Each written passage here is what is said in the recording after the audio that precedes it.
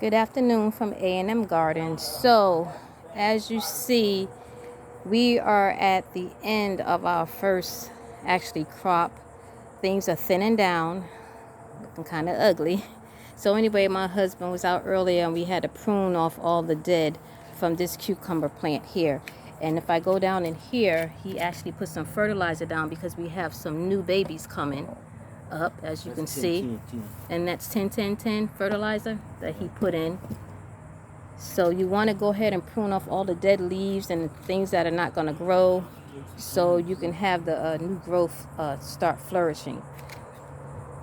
He's filling in the pots with some more soil, and you can see some of the new cucumber plants here coming. So you want to get all the old out, and this one is very bare. We had to prune it and take off all the dead leaves and things that have no life. Even with your tomato, the sun sugars are thinning down now. And guys, it's probably about 90 degrees out here in South Carolina. Very, very hot day. The humidity is probably 110. So you want to come out early as you can in the morning to start doing this stuff. So yeah, everything's thinning down from our first harvest. And we're going to start a second one. Not sure if we're going to do too much because it's really going to be hot in July and even hotter in August.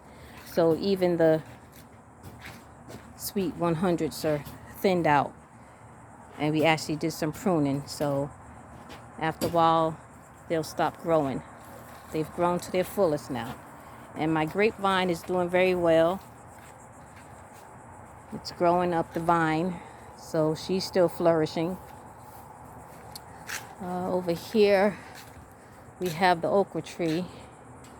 We actually took out those beets that were in there because they were kind of taking up some of the nourishment and stuff that it needs. My husband said he's still working on the nutrition for this okra tree because last year ours was very dark and it was flourishing very well. So I don't know if putting those beets in there has something to do with it, but we're trying to fertilize some stuff now. So here you go. We're thinning down to nothing in a little while. So here's the rubbish.